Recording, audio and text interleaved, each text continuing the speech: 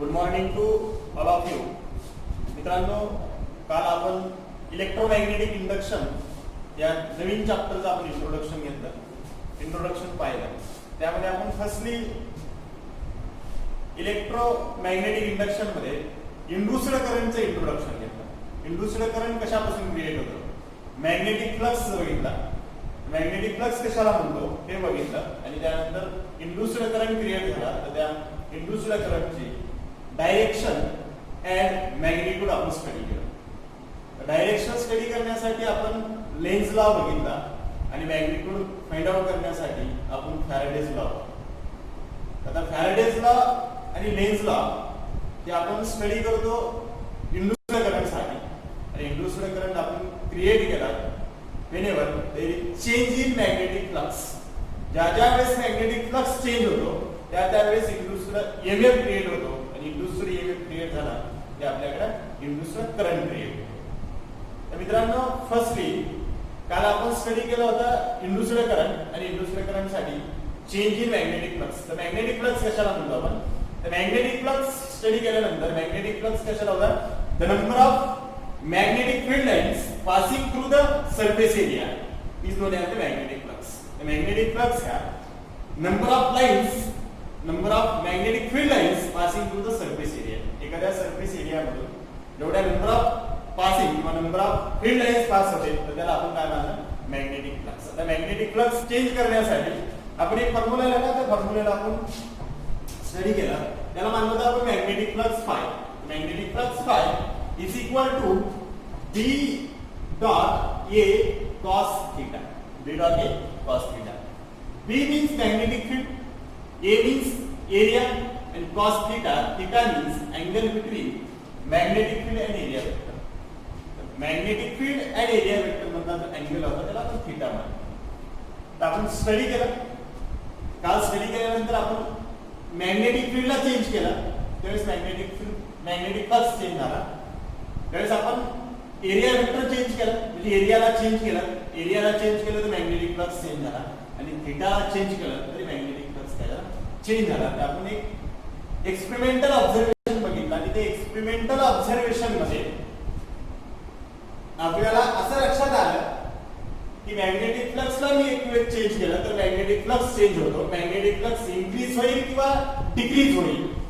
जरी इन्क्रीज झाला आणि डिक्रीज झाला तरी मॅग्नेटिक फ्लक्स चेंज होतो, आणि whenever there is a change in magnetic flux, ज्या वेळेस मॅग्नेटिक फ्लक्स चेंज होतो त्या वेळेस इंड्यूस्ड ईएमएफ क्रिएट होतो, आणि इंड्यूस्ड ईएमएफ क्रिएट झाला तर आपण मानलं होतं की तर इंड्यूस्ड ईएमएफ क्रिएट झाला, आणि हा चेंज मी मानलं की इंड्यूस्ड मॅग्नेटिक फ्लक्स काय झाला, चेंज. मॅग्नेटिक फ्लक्स चेंज झाला तर इंड्यूस्ड ईएमएफ क्रिएट होतो, आणि इंड्यूस्ड ईएमएफ क्रिएट झाला तर induced current create. Induced current create करण्यासाठी मॅग्नेटिक फ्लक्सला चेंज करावं लागतं, आणि मॅग्नेटिक फ्लक्स चेंज करण्यासाठी मी मॅग्नेटिक फील्डला इन्क्रीज करेल किंवा डिक्रीज करेल, फक्त चेंज केलं, तो जास्त करेल किंवा कमी करेल. मॅग्नेटिक फील्ड चेंज केली तर मॅग्नेटिक फ्लक्स चेंज होत होता, एरियाला चेंज केलं तर मॅग्नेटिक फ्लक्स चेंज होता, आणि थीटाला चेंज केलं तर मॅग्नेटिक फ्लक्स चेंज झाला, आणि तो मॅग्नेटिक फ्लक्स चेंज झाला तर ईएमएफ प्रोड्यूस झाला, आणि ज्या वेळेस ईएमएफ प्रोड्यूस झाला त्या वेळेस आपल्याकडे इंड्यूस्ड करंट क्रिएट झाला, आणि ज्या वेळेस इंड्यूस्ड करंट क्रिएट होतो त्यावेळेस आपल्याला असा एक फॉर्म्युला येतो. आणि ज्या फॉर्म्युला त्यामध्ये आपल्याला एक नवीन क्वांटिटी इलेक्ट्रोमॅग्नेटिक इंडक्शन मध्ये आपण स्टडी करतो, आणि ते इलेक्ट्रोमॅग्नेटिक इंडक्शन मध्ये स्टडी करणाऱ्या क्वांटिटीला आपण म्हणायचं आता इंड्यूस्ड करंट. आता इंड्यूस्ड करंट स्टडी करताना आपण याचा स्टडी केला डायरेक्शन, याला आपण स्टडी करतो. आता इंड्यूस्ड करंट म्हणजे काय, तर आपण त्याला मानलं डायरेक्शन अँड मॅग्निट्यूड. आपण काल स्टडी केला डायरेक्शन मध्ये कोणता नाव दिला आपल्याला, डायरेक्शन कोणी सांगितलं आपल्याला, लेन्स लॉ. डायरेक्शन स्टडी केला तर डायरेक्शन स्टडी करण्यासाठी आपण यूज केला लेन्स लॉ, आणि सेकंडला मॅग्निट्यूड स्टडी करण्यासाठी आपण स्टडी करतो फॅराडेज, तर आपण मानलं फॅराडेज लॉ. स्टडी केला आपण फॅराडेज लॉ.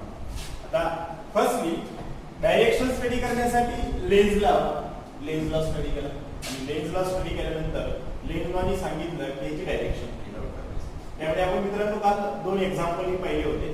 त्या दोन एक्झाम्पल मध्ये इनवर्ड डायरेक्शनला मॅग्नेटिक फील्ड होती, त्यामध्ये एक सर्क्युलर लूप ठेवला. मॅग्नेटिक फील्ड आम्ही इन्क्रीज केलं, तर मॅग्नेटिक फील्ड इन्क्रीज केल्यानंतर मॅग्नेटिक फील्ड इन्क्रीज होत असेल तर आपण मानतो की त्याला मॅग्नेटिक फील्ड जर इन्क्रीज होत असेल तर आपल्याला अपोज करायचा. जिथे मॅग्नेटिक फील्ड इन्क्रीज होती तर त्या लूप मध्ये अशी एक मॅग्नेटिक फील्ड परत वापस क्रिएट करायची, ती मॅग्नेटिक फील्ड त्याला अपोज करा.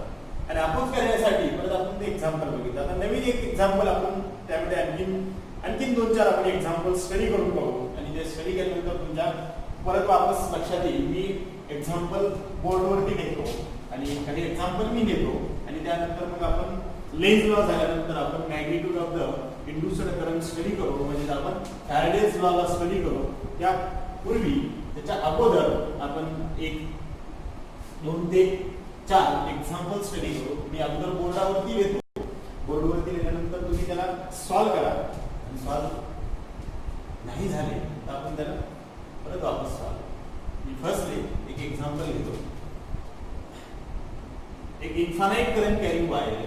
इन्फानाइट करंट कॅरिंग वायर मधला करंट आहे आय. आय करंटला मी इन्क्रीज केला आणि त्या आय करंटला इन्क्रीज केल्यानंतर त्याच्या शेजारी एक सर्क्युलर लूप आहे. त्या सर्क्युलर लूपची जी रेडियस आहे ती रेडियस आहे आर. आर रेडियस कॉन्स्टंट आहे, थीटा कॉन्स्टंट आहे. तर आपल्याला त्या करंट कॅरिंग वायर मध्ये जो सर्क्युलर लूप आहे मी फर्स्टला एक एक्झाम्पल आणखी एक एक्झाम्पल देतो आणि तुम्ही सॉल्व्ह होत असाल तर तुम्ही त्याला सॉल्व्ह करून पहा. करंट कॅरिंग वायर आहे. त्या करंट कॅरिंग वायर मध्ये जी मॅग्नेटिक फील्ड आहे, मॅग्नेटिक फील्ड फाइंड आउट करण्यासाठी आपल्याला पाम रूल येतो, राईट हँड थंब रूल येतो आणि त्या पाम रूलने तुम्ही स्टडी करू शकता direction of the magnetic field. Main current आहे त्याला काय म्हणतात, मेन करंट आहे. तर मेन करंटला आपल्याला स्टडी करायचं. मेन करंट आहे किंवा करंट कॅरिंग वायर बघून एखाद्या करंट कॅरिंग कंडक्टर वायरच्या अराउंड इट मध्ये एखादी मॅग्नेटिक फील्ड प्रोड्यूस आहे. मॅग्नेटिक फील्ड कशावरती आपल्या वेळ सर्क्युलर लूप वरती. सर्क्युलर लूप मध्ये नवीन एक क्वांटिटी क्रिएट होती त्याला म्हणला इंड्यूस्ड करंट. फर्स्टला मेन करंट दिला की मेन करंट इन्क्रीजिंग वायर. मी नेक्स्टला परत एक एक्झाम्पल देतो. त्या एक्झाम्पलला परत वापस मी एक सर्क्युलर लूप काढतो. एक सर्क्युलर लूप आहे. सर्क्युलर लूप मध्ये सेकंड एक्झाम्पल आहे आपल्याकडे. नेक्स्ट एक्झाम्पल रेडियस आहे आर. आर कॉन्स्टंट आहे, एरिया कॉन्स्टंट आहे. मी करंटची डायरेक्शन चेंज करतो आणि जो करंट आहे तो करंट आता माझ्याकडे जो करंट आहे त्या करंटला मी असं मानतो इकडे इन्क्रीजिंग वाला आहे. इकडे पण आपण मानलं की इकडे करंट इन्क्रीजिंग आहे. फक्त आपल्याकडे डायरेक्शन करंट चेंज आहे. मी करंटला फक्त डायरेक्शन काय केली चेंज केली. मी तुम्हाला सांगितलं फाइंड आउट. नेक्स्टला सेकंड मी आता फर्स्टला मी मानलं to find out the direction of induced current. To find out the direction of induced current. तर माझ्याकडे क्वेश्चन आहे. मी तुम्हाला क्वेश्चन दिला आणि क्वेश्चनचा आन्सर सांगितलं. आता to find out the direction of induced current. हे इंड्युस्ड करंटची तुम्हाला डायरेक्शन फाइंड आउट करायची. तर डायरेक्शन फाइंड आउट करायचं असेल तर मी फर्स्टला मी त्याचा आन्सर सांगायचं नाही तर मी आन्सरला बांधून ठेवतो. तुम्ही आन्सर सांगायचं. नेक्स्टला सेम क्वेश्चन आहे. तिथे आपल्याला डायरेक्शन फाइंड आउट करायची. मी परत वापस एकदा क्वेश्चन लिहितो. To find out the direction of induced current.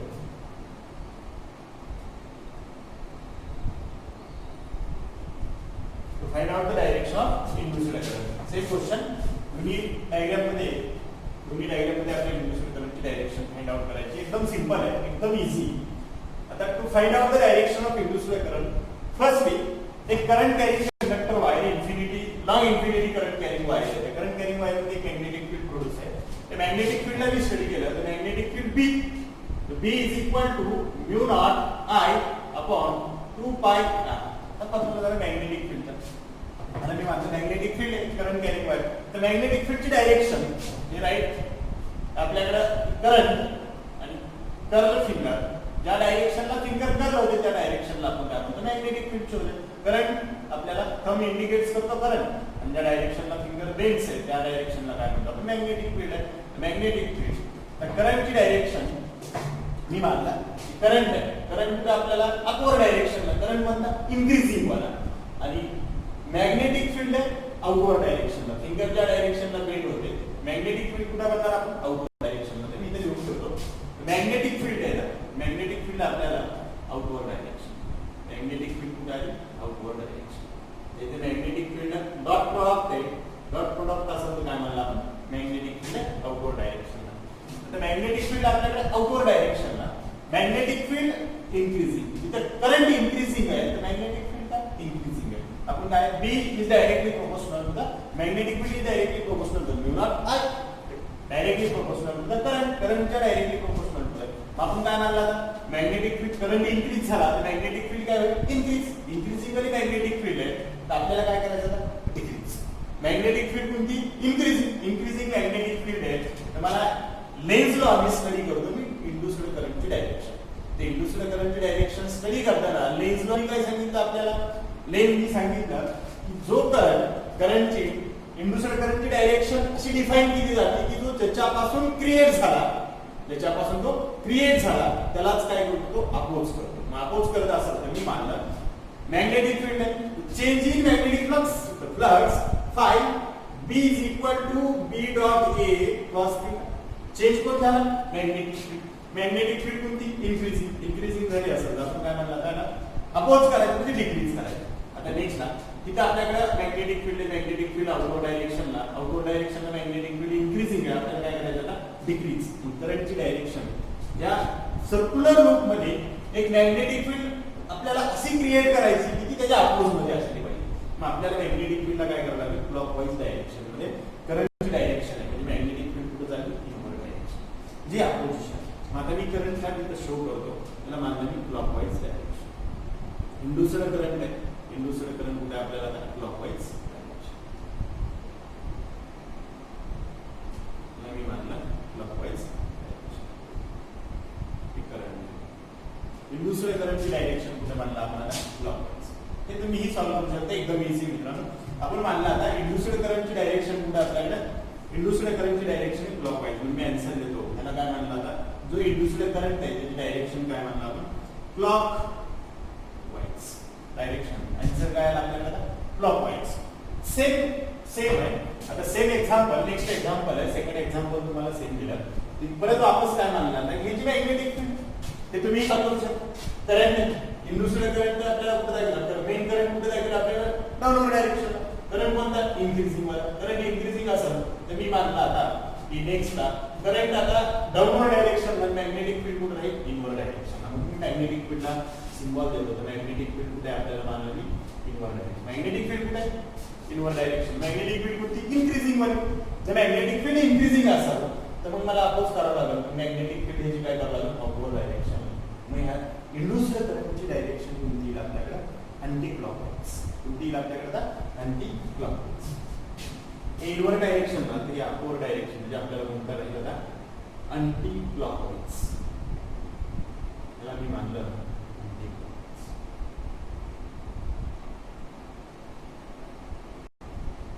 त्याला मी आन्सर मध्ये देतो अँटी क्लॉकवाईज. दोन्ही एक्झाम्पल. तर तुम्हाला आणखी समजलं नसेल तर आपण नेक्स्ट एक्झाम्पल घेऊ. एकदम सोपे, एकदम इझी आहे आणि एकदम इझी असल्यामुळे तुम्हाला जो मॅग्नेटिक फील्ड होती ती मॅग्नेटिक फील्ड इथे तीच राहील आपल्याकडे म्यू नॉट आय अपॉन 2 पाय म्यू नॉट आय अपॉन 2 पाय जी मॅग्नेटिक फील्ड प्रोड्यूस झाली एका करंट कॅरेक्टर आहे. एकदम इझी आहे. परत वापस समजून घ्या आणि नेक्स्ट एक्झाम्पल आता थर्ड एक्झाम्पल जे देईल मी ते तुम्ही सॉल्व्ह करा. त्याला मी नेक्स्ट एक्झाम्पल देतो.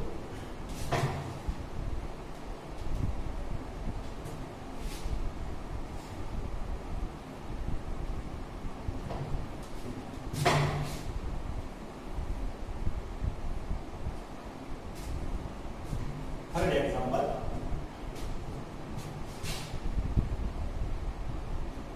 थर्ड एक्झाम्पल आपल्याकडे आता थर्ड एक्झाम्पल मध्ये 2 कॉन्सेंट्रिक सर्कल आहे, 2 कॉन्सेंट्रिक रिंग मानतो मी त्याला. 2 कॉन्सेंट्रिक रिंग्स, अशा 2 रिंग्स आहेत.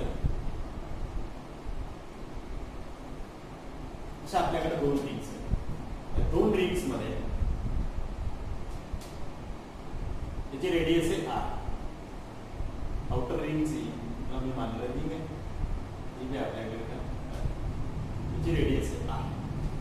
आर रेडियस आहे, त्या रेडियस मधला करंट आहे, करंटची डायरेक्शन मानली आपण, जो मेन करंट आहे, मेन करंटला मी डायरेक्शन,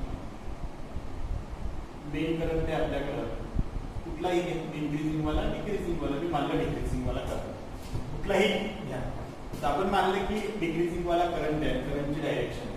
आता मॅग्नेटिक फील्ड आहे, कन्सेंट्रिक रिंग म्हणजे आपल्याकडे असं मानतो आपण दोन रिंग्स आहेत आणि दोन रिंग्स, एक आउटर रिंग आहे आणि एक इनर रिंग आहे. म्हणजे छोटी वाली रिंग आहे आणि एक मोठी वाली रिंग आहे. तर समोर आउटर रिंग वाली एक आहे आणि एक छोटी रिंग आहे. तर आपण मानलं की एक जे मोठी रिंग आहे म्हणजे एक आउटर रिंग आहे, जे आर रेडियस वाली रिंग आहे, त्या रिंग मध्ये जो करंट आहे, त्या करंटची डायरेक्शन आहे आपल्याला. तर ह्या इनर रिंग वरती जी मॅग्नेटिक फील्ड अप्लाइड होईल, ती मॅग्नेटिक फील्डची डायरेक्शन असेल आपल्याकडे आउटवर्ड डायरेक्शन. आता कुठे मानलं मी त्याला आउटवर्ड डायरेक्शन. याच्यावरती जी मॅग्नेटिक फील्ड आली, ती मॅग्नेटिक फील्ड कुठे मानलं आपण आता आउटवर्ड डायरेक्शन. तर ही जी मॅग्नेटिक फील्ड आहे, मॅग्नेटिक फील्ड कुठे मानलं आउटवर्ड डायरेक्शन.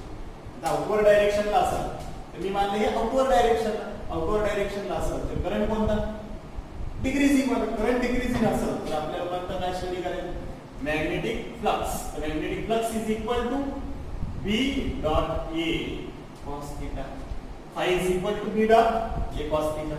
फाइंड आउट काय करायचं, मी परत वापस मानलं to find out the direction of induced current. Induced करंटची काय करायचं आपल्याला चेक करायचं डायरेक्शन. आन्सर काय करायचं आपल्याला नेक्स्ट ना. तर आन्सर चेक करू आपण. फर्स्ट रिंग आहे, रिंग मध्ये आपल्याकडे काय मेन करंट आहे. मेन करंट मधली जी मॅग्नेटिक फील्ड आहे प्रोड्यूस झाली इनर कॉइल वरती, कोणत्या डायरेक्शनला आउटवर्ड डायरेक्शनला. आपल्याला करंट कोणता आता डिक्रीजिंग वाला. जर डिक्रीज होत असेल तर परत आपल्याला काय करायचं, याच्यामध्ये इन्क्रीजिंग करायचं म्हणजे अपोज करायचं. कमी होत असेल तर जास्त करायची, जास्त करायची असेल तर त्याच डायरेक्शनला लावायचा. मग आपण परत वापस या इनर कॉइल मधला करंट कोणत्या डायरेक्शनला असेल आउटवर्ड डायरेक्शन, म्हणजे सेम डायरेक्शनला मॅग्नेटिक फील्ड आहे. मग करंटची डायरेक्शन परत वापस काय आहे आपल्याकडे अँटी क्लॉकवाईज. करंटची डायरेक्शन आपण काय मानणार आहे तर अँटी क्लॉकवाईज. इथे करंट मानलं दुसरं करंटची डायरेक्शन आहे अँटी क्लॉकवाईज, अँटी क्लॉकवाईज. हे आपल्याकडे anti clockwise. Next second example, next example, fourth example. Same example, direction change करतो करंटची.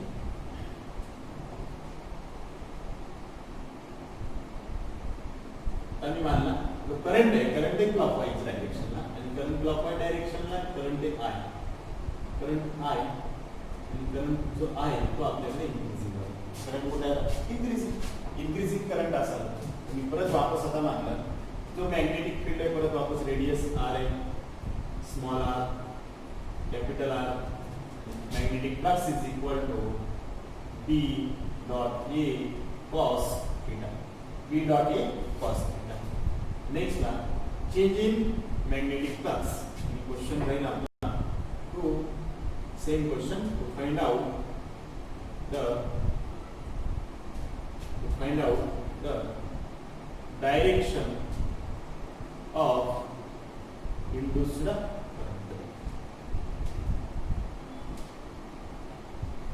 find out the direction of induced current. तर इंड्यूस्ड करंटची डायरेक्शन चेक करतो आपण.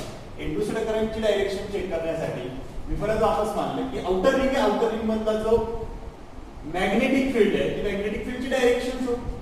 करंटची डायरेक्शन कुठे आपल्याकडे क्लॉकवाईज असेल तर मॅग्नेटिक फील्ड आहे, मॅग्नेटिक फील्ड कुठे जाईल आपल्याकडे इनवर्ड डायरेक्शन. आता मॅग्नेटिक फील्ड कोणती तुमच्याकडे करंट इन्क्रीजिंग, तर मॅग्नेटिक फील्ड काय असेल इन्क्रीजिंग. त्याला मानलं मी मॅग्नेटिक फील्ड आहे, मॅग्नेटिक फील्ड काय आहे इन्क्रीजिंग. मॅग्नेटिक फील्ड इन्क्रीजिंग आहे पण काय करायचं आपल्याला त्याला अपोज करायचा. अपोज करायचा असेल तर करंटची डायरेक्शन शो काय होणार, मॅग्नेटिक फील्ड अपोज आहे तर आपण करंटची डायरेक्शन काय होणार अँटी क्लॉकवाईज. इंड्यूस्ड करंट कुठे म्हणणार आपण त्याला अँटी क्लॉकवाईज. इंड्यूस्ड करंटची डायरेक्शन मी सांगतो अँटी क्लॉकवाईज. चला तर मित्रांनो हे होता डायरेक्शन ऑफ इंड्यूस्ड करंट. आपण इंड्यूस्ड करंटला फाइंड आउट केलं, इंड्यूस्ड करंटची डायरेक्शनला फाइंड आउट केलं आणि कोणत्या लॉने फाइंड आउट केलं त्याला लेन्झ लॉ. आता लेन्झ लॉ तर नेक्स्ट ला हे होता मॅग्नेटिक फील्डला मी चेंज केलं.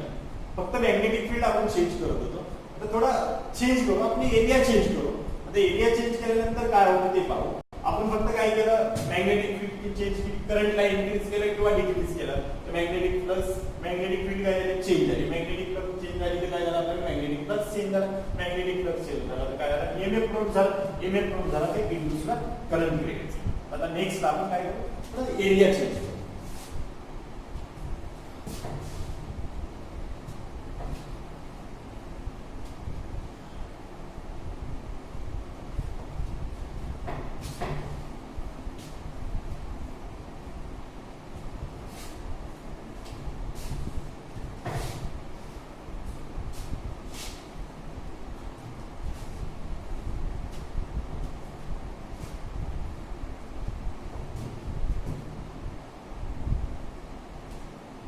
एरिया चेंज करून एरिया चेंज केला.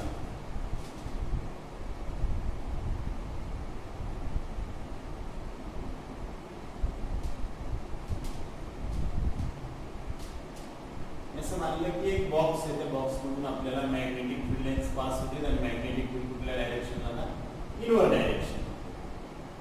मॅग्नेटिक नेक्स्ट एक्झाम्पल आहे, मी मानलं त्याला फिफ्थ एक्झाम्पल आहे.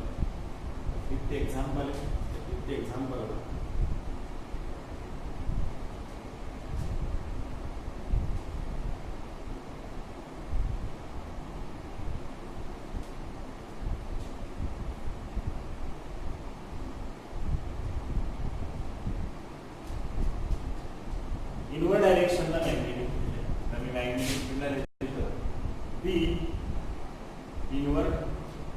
आपल्याला कोणत्या डायरेक्शनला इनवर्ड डायरेक्शन. आणि मी मॅग्नेटिक फील्डला मी मानलं मॅग्नेटिक फील्ड कॉन्स्टंट आहे. मी मॅग्नेटिक फील्ड काय मानली कॉन्स्टंट. मी मॅग्नेटिक फील्डला कॉन्स्टंट मानलं. आता व्हेरिएबल मॅग्नेटिक फील्ड कॉन्स्टंट आहे तर मला चेंज काय म्हणणार आहे magnetic flux is equal to magnetic flux is equal to b dot a cos theta. b dot a cos theta. b dot a cos theta magnetic flux. आता मी simple ला मी असं लिहिलं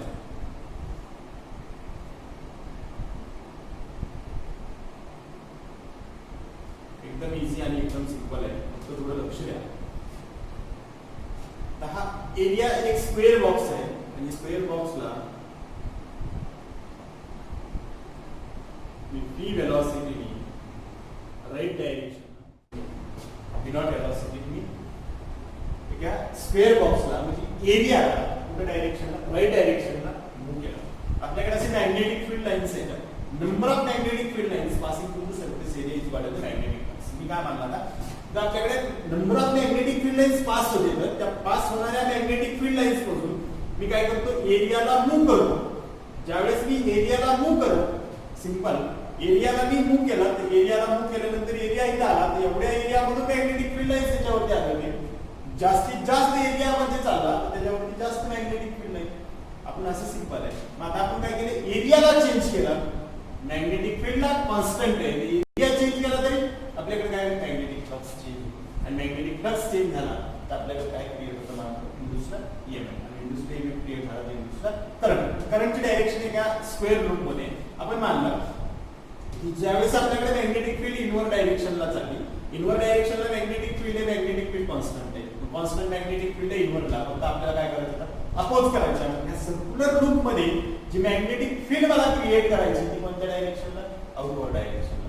मग इथे आउटवर्ड डायरेक्शनला क्रिएट करण्यासाठी मी मानलं की मॅग्नेटिक फील्ड लाईन्स आहेत इकडे चालली तर इकडे number of magnetic field line जास्त आहेत.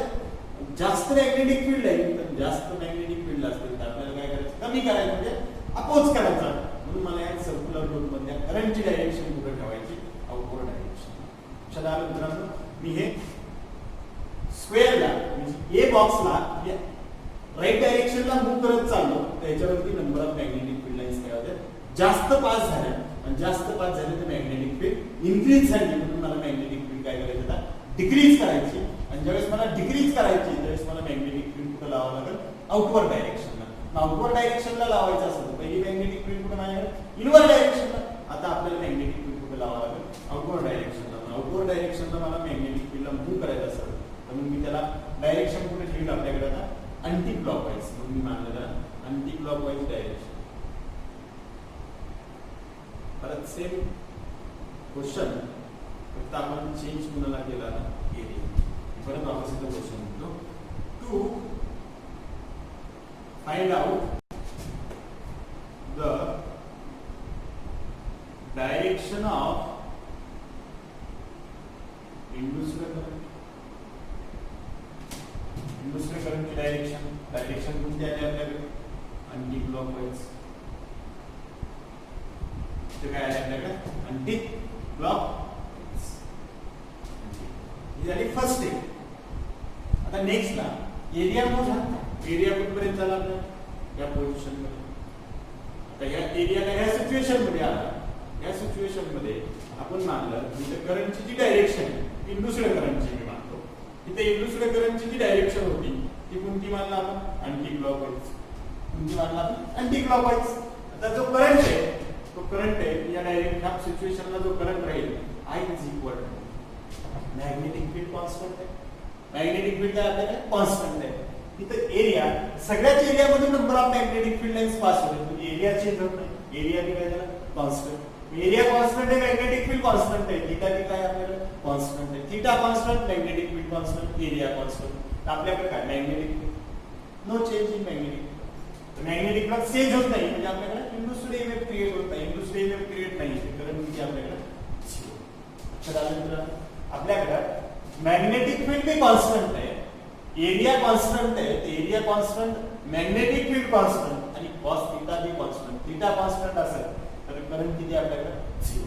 आता नेक्स्ट ला परत वापस सर्कल एक स्क्वेअर फ्रेम. स्क्वेअर फ्रेम काय होती आपल्याकडे, व्ही नॉट वेलोसिटी मूव्ह होती. व्ही नॉट वेलोसिटी मूव्ह होत असेल आपण परत मी इथं काय या डायरेक्शनला आपण या सिच्युएशनला बघितलं तर थर्ड सिच्युएशनला जे आपल्याकडे स्क्वेअर बॉक्स आहे त्या स्क्वेअर बॉक्स मध्ये जी मॅग्नेटिक आपल्याकडे जे स्क्वेअर फ्रेम आहे त्या स्क्वेअर फ्रेम मधून जो करंट पास होईल तो इंड्यूस्ड करंट क्रिएट होतो त्या करंटची डायरेक्शन इनवर्ड डायरेक्शनला जास्त. आता मॅग्नेटिक फील्ड कमी इन्क्रीज होती का डिक्रीज होती म्हणणार, इथं जास्त होतं. आता इथं काय होईल, मॅग्नेटिक फील्ड कमी होत असेल तर आपल्याला काय करावं, जास्त.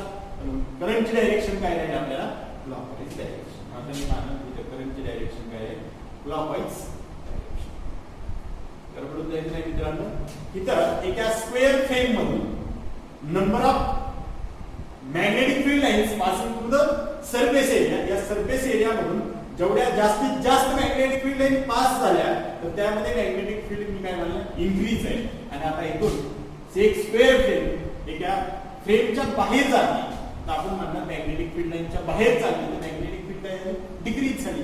डिक्रीज झाली तर आपल्याला काय करायचं, इन्क्रीज करायचं म्हणजे अपोज करायचा. म्हणून आपण क्लॉकवाईज डायरेक्शनला काय केलं, इंड्यूस्ड करंटची डायरेक्शन. इंड्यूस्ड करंटची डायरेक्शन काय मानलं आपण आता इथं, इंड्यूस्ड करंट काय केलं आपण क्लॉकवाईज डायरेक्शन.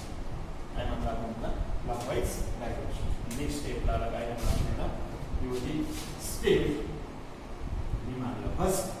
सेकंड स्टेप मध्ये आपल्याला I इज इक्वल टू 0 आणि थर्ड स्टेप मध्ये मी मानलं त्याला काय आपण मानलं क्लॉकवाईज डायरेक्शन. कोणती स्टेप आली, क्लॉकवाईज डायरेक्शन. हे होते एक्झाम्पल. नेक्स्ट ना हे समजलं असं आता इझी एकदम. आता दुसरे एक एक्झाम्पल आहे ते होतं आपल्याकडे फिफ्थ वाला एक्झाम्पल. मी आणखी एक एक्झाम्पल देतो, एकदम सिंपल वाला एक्झाम्पल. नेक्स्ट ला तुम्ही पण आता सॉल्व्ह करू शकता मित्रांनो. मॅग्नेटिक फील्डला थोडं चेंज करून दिलं. मॅग्नेटिक फील्ड दिली आउटवर्ड डायरेक्शन.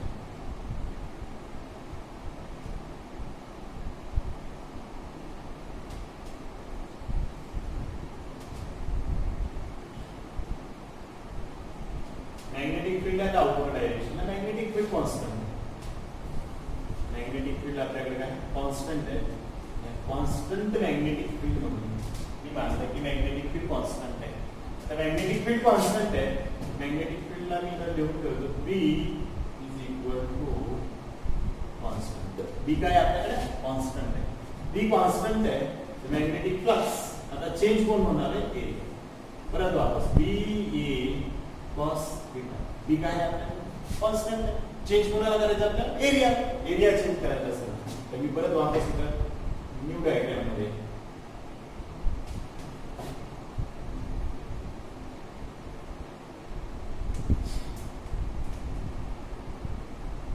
एक सर्क्युलर सेम एक्झाम्पल थोडंसं मॅग्नेटिक फील्डची डायरेक्शन चेंज केली.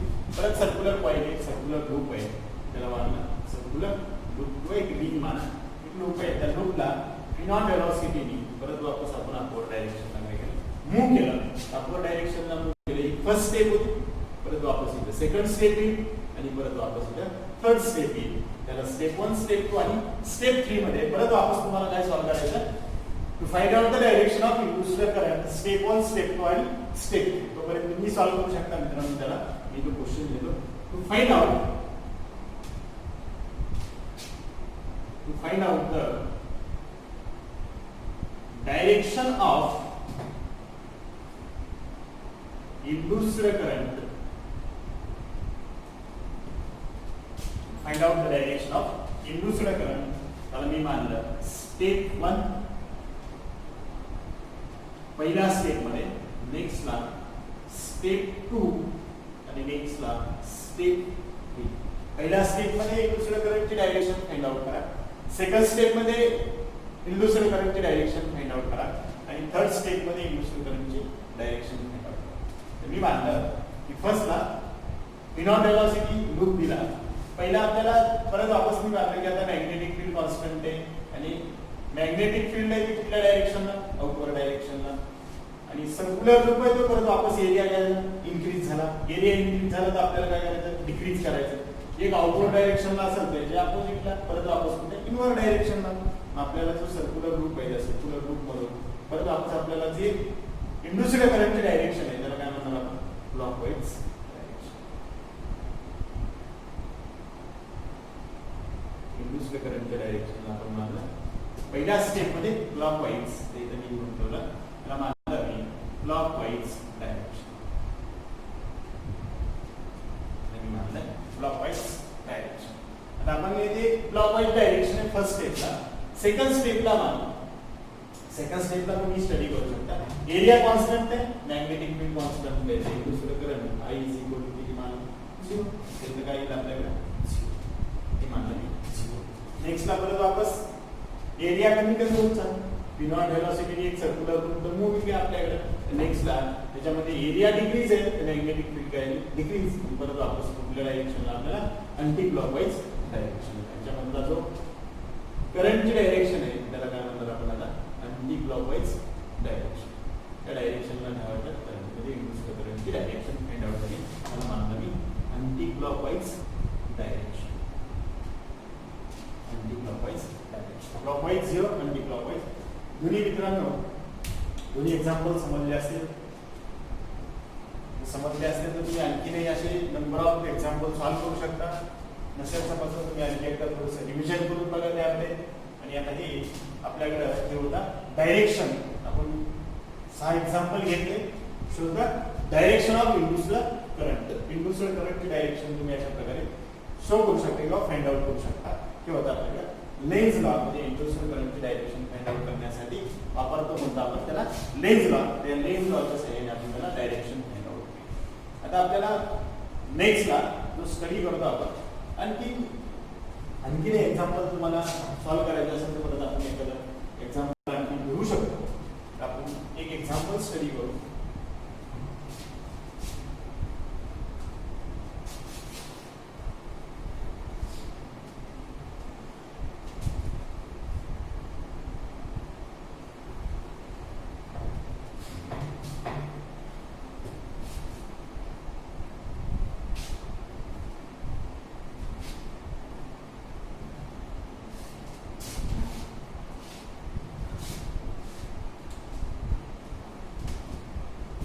मानलं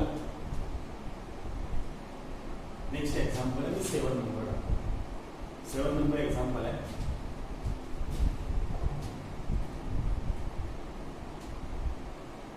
एक बार मॅग्नेट हे सगळ्यांना माहिती असेल. बार मॅग्नेट आहे आपल्याकडे. बार मॅग्नेट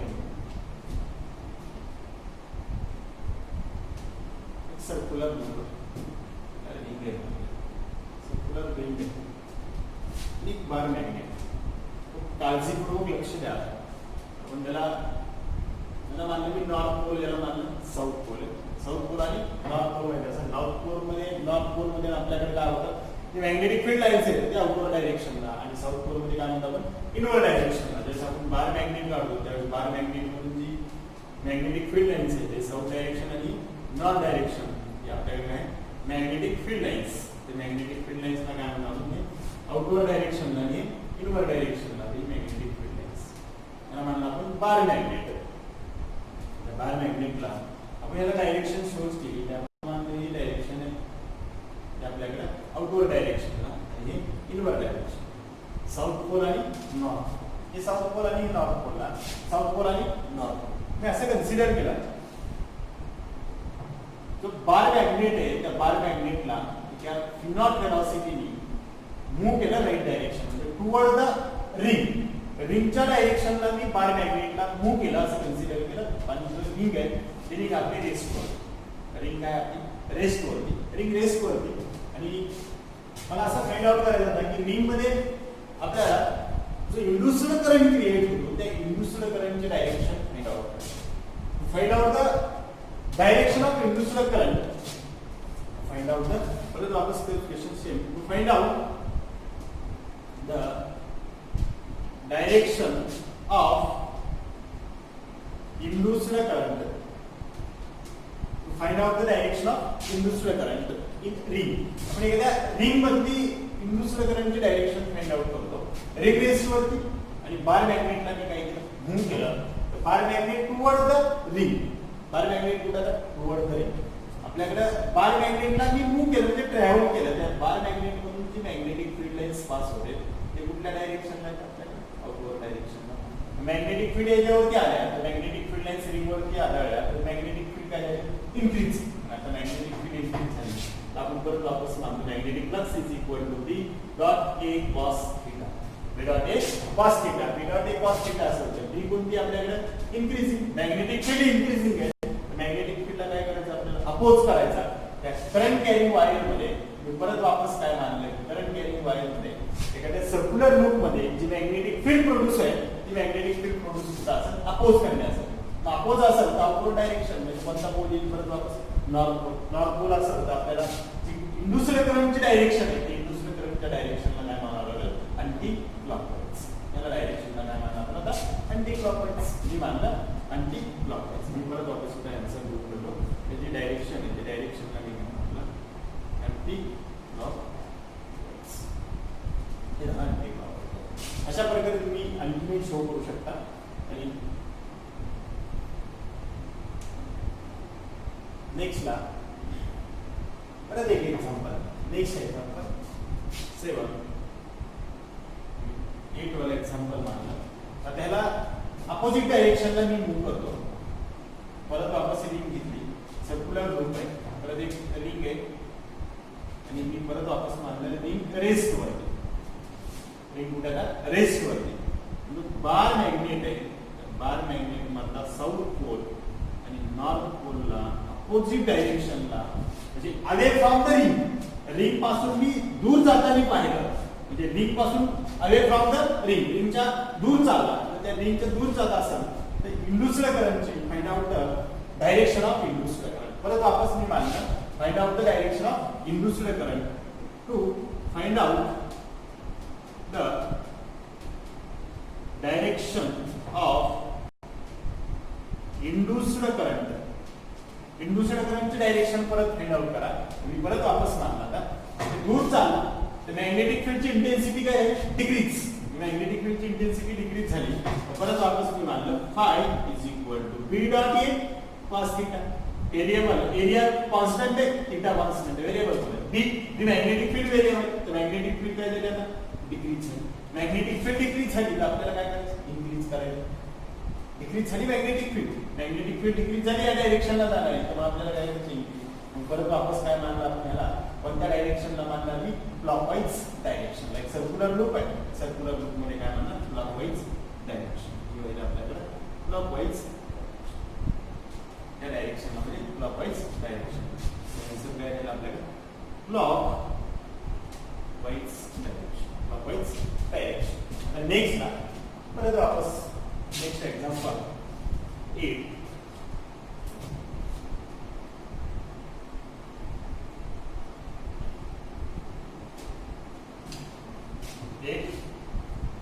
9 एग्जांपल नेक्स्ट एग्जांपल आहे त्या नेक्स्ट एग्जांपल मध्ये मी असं मानलं ना पारमॅग्नेट साउथ पोल नॉर्थ पोल हे V0 वेलोसिटी परत वापस आपल्याकडे रिंगला भी मी मानलं V0 वेलोसिटी दोन्ही मूव्हिंग आहे म्हणजे पारमॅग्नेट मूव्हिंग आहे आणि रिंग भी मूव्हिंग आहे दोन्ही मूव्हिंग आहे सोबत V0 वेलोसिटी सेम वेलोसिटी परत वापस आपण स्टडी केला तर तू परत वापस मानलं to find out the direction of induced करंटची डायरेक्शन फाइंड आउट केली मॅग्नेटिक फील्ड तिथे मॅग्नेटिक फील्ड काय आपल्याकडे कॉन्स्टंट आहे त्याच्यावरती मॅग्नेटिक फील्डची इफेक्ट आहे मॅग्नेटिक फील्डचा तो काय कॉन्स्टंट मॅग्नेटिक फील्डला मी काय मानलं कॉन्स्टंट आहे एरिया भी आपल्याकडे काय रिंग कॉन्स्टंट आहे आर कॉन्स्टंट आहे एरिया भी काय आपल्याकडे कॉन्स्टंट आहे याला मानलं मी area constant magnetic field constant theta constant तर डायरेक्शन म्हणजे आपल्याकडे current I is equal to म्हणजे आला करंट किती मानला आपण त्याला 0 करंट अशा प्रकारे आपण इंड्यूस्ड करंटची डायरेक्शन डिफरंट टाइप्स मध्ये किंवा डिफरंट एक्झाम्पल मध्ये आपण स्टडी केली आणि आपल्या लेन्झ लॉला इथे स्टॉप करू आणि नेक्स्ट ला आपण स्टडी करतो फॅराडेज लॉ आणि त्या फॅराडेज लॉ मध्ये आपण स्टडी करू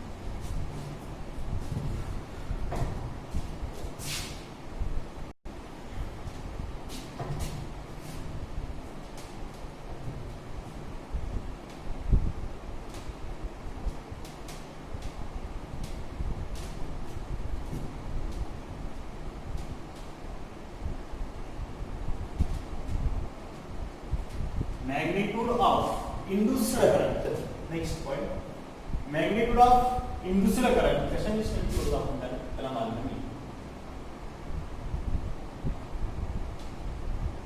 फॅराडेज लॉ कोणता लॉ म्हणून आपण फॅराडेज लॉ त्या फॅराडेज लॉ नी आपण स्टडी कशाला करू आता मॅग्निट्यूड ऑफ induced करंटला काय देते आता आपण स्टडी करू थोडासा एक्सपेरिमेंटल ऑब्झर्वेशन आपण फॅराडेज एक सायंटिस्ट थोडे आपल्याकडे हुशार सायंटिस्ट असते म्हणजे थोड्या टेक्नॉलॉजिकल यूज असतो आणि त्या टेक्नॉलॉजिकल यूज मध्ये सायंटिस्टनी फॅराडेज बी स्टडी केला एक्सपेरिमेंटल ऑब्झर्वेशन करून पाहिलं आणि ते एक्सपेरिमेंटल ऑब्झर्वेशन मध्ये स्टडी केलं एक सर्किट आहे एका सर्किट मध्ये सिंपल सर्किट एक पोटेन्शियल डिफरन्स आहे म्हणजे ईएमएफ आहे एक ई सोर्स घेतला आणि त्या सर्किटला व्हेरिएबल केलं आणि या सर्किट मधून एक करंट पास झाला आणि त्या करंट पास झाल्यानंतर एक मॅग्नेटिक नीडल आहे तर मॅग्नेटिक नीडल काय शोध झाली तर आपण काय म्हणतो तर आपण असं मानलं की करंट कॅरिंग सर्क्युलर किंवा करंट कॅरिंग लूप आपण असं मानलं एक सर्किट आहे त्या सर्किट मधून करंट पास झाला त्याच्या जवळपास आपण एक मॅग्नेटिक नीडल ठेवली एक मॅग्नेटिक नीडल काय करते मॅग्नेटिक फील्डला शो करते मॅग्नेटिक फील्डला शो केलं ते काय केलं आपल्याला मॅग्नेटिक फील्ड शो केलं आपण मानलं नेक्स्ट आपण मानलं याला इट शोज द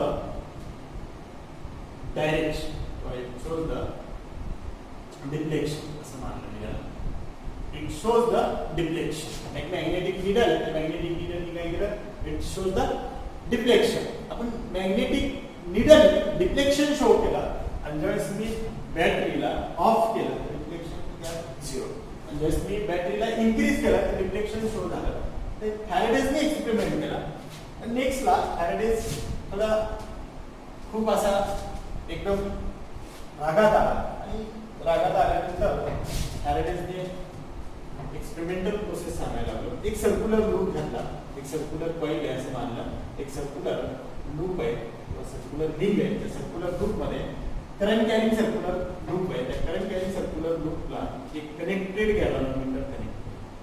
आता एक गॅल्व्हनोमीटर आहे, गॅल्व्हनोमीटर कनेक्ट केला.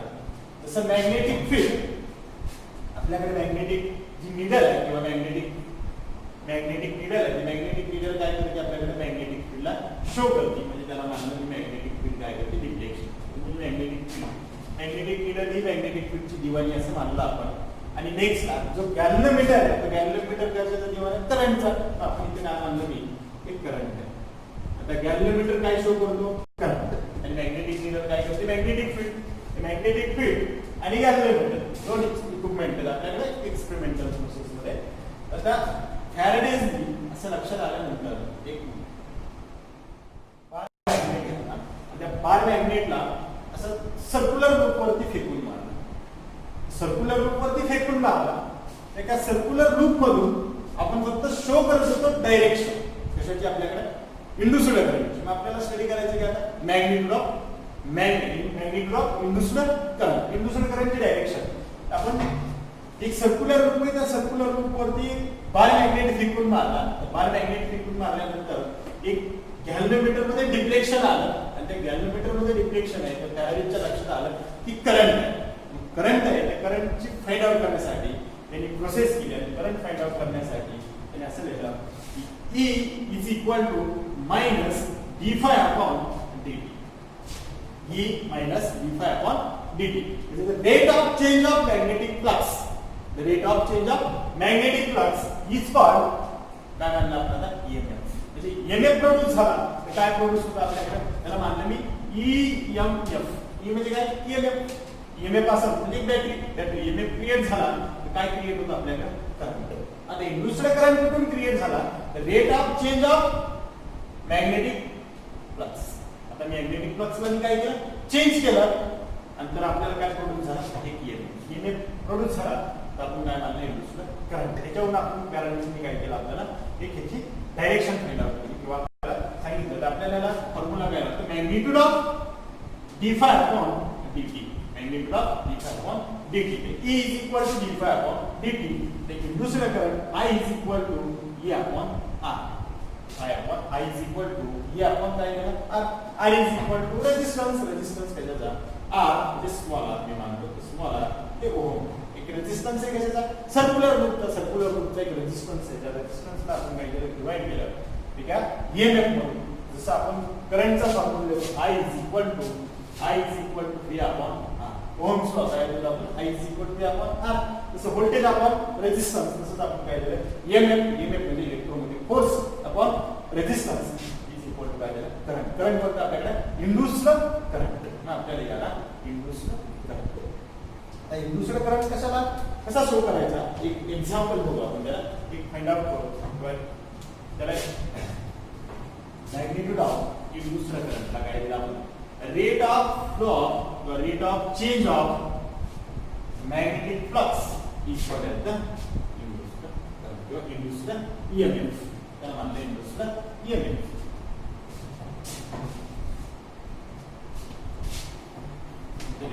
rate of change of magnetic flux.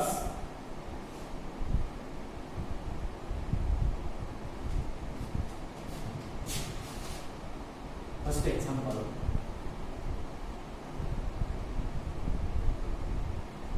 The magnitude कशी फाइंड आउट करायची आपण स्टडी करू. मॅग्नेट्यूड आपल्याला फाइंड आउट करायचं असेल मॅग्नेट्यूड ऑफ द इंड्यूस्ड करंटची I. मॅग्निट्यूड फाइंड आउट करण्यासाठी असं आपण एक्झाम्पल मानलं की क्रॉस प्रॉडक्ट आणि मॅग्नेटिक फील्ड आहे. एक क्रॉस प्रॉडक्टची मॅग्नेटिक फील्ड आहे आणि त्यामध्ये एक सर्क्युलर लूप आहे. सर्क्युलर लूपमध्ये मॅग्निट्यूड फाइंड आउट करायचं एकदम इझी आणि एकदम सिंपल आहे. काही अवघड नाही त्यामध्ये एकदम सिंपल लॉजिक आहे. Find out the magnitude of induced current. Induced करंटची मॅग्निट्यूड आहे. नेक्स्टला असं मानलं एक सर्क्युलर लूप आहे. सर्क्युलर लूप मध्ये काय आपल्याकडे करंट आहे, करंट काय करायचं मॅग्नेट. आता मॅग्नेटिक फील्डची मी मॅग्नेट्यूड दिली, त्याला मी मानलं B naught T. Magnetic field is equal to B naught T. For example B दिलं म्हणजे मॅग्नेटिक फील्ड दिली, तर मॅग्नेटिक फील्ड किती आपल्याकडे बी नॉट टी. अब फाइंड आउट काय करायचं आपल्याला, नेक्स्ट ना magnitude of induced current, magnitude of induced current. फर्स्टला मी असं मानलं magnetic flux is equal to B dot A cos theta. B dot A cos theta. आता B dot A cos theta, तर बी नॉट टी म्हणजे टीच्या function मध्ये आपल्याला काय मॅग्नेटिक फील्ड चेंज. तर इंड्यूस्ड करंटची मॅग्निट्यूड फाइंड आउट करण्यासाठी फर्स्टला मी मानला बी ची व्हॅल्यू पुट अप करतो, मॅग्नेटिक फ्लक्स आहे आपल्याला काय लिहायचं B is equal to B naught T. ये एरिया काय आहे सर्क्युलर लूपचा area pi R square. Circular लूपचा एरिया काय आहे पाय आर स्क्वेअर आणि cos थीटा किती आपल्याकडे 0 असं किती मानलं मी 1 म्हणजे काय मल्टिप्लाय का 1 मल्टिप्लाय केलं B naught T pi R square. आता magnetic flux EMF magnitude of d phi upon किती म्हणलं dt, d phi upon dt, d phi upon dt. तर डी फाय अपॉन dt केलं तर आपल्याला E इज इक्वल टू आला, तर d five च्या जागेवर व्हॅल्यू पुट अप करतो फाय च्या जागेवर, तर फाय बी इथे मी मानलं फाय बी, तर इथे डी फाय च्या जागेवर व्हॅल्यू पुट अप करतो B naught T pi R square upon काय म्हणणार आपण त्याला dt.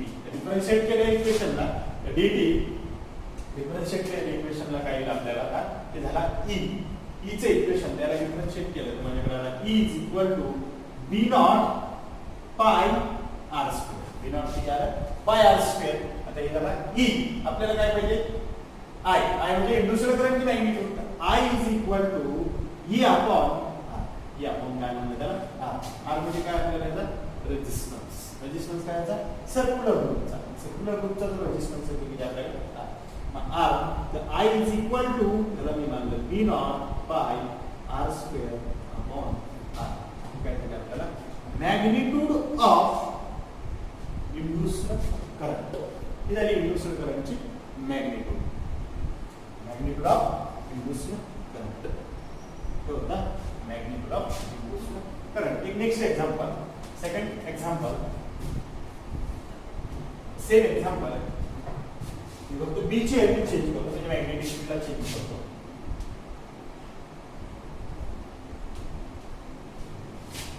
क्वेश्चन चेंज करतो. आपण बी त्याला मी फक्त काय देतो B naught T square. Second example मध्ये मी मानलं बी नॉट टी स्क्वेअर आणि मी परत वापस मानलेला to find out the magnitude of induced current, magnitude of induced current. To find out the magnitude of induced current, same d phi is equal to ba cos theta.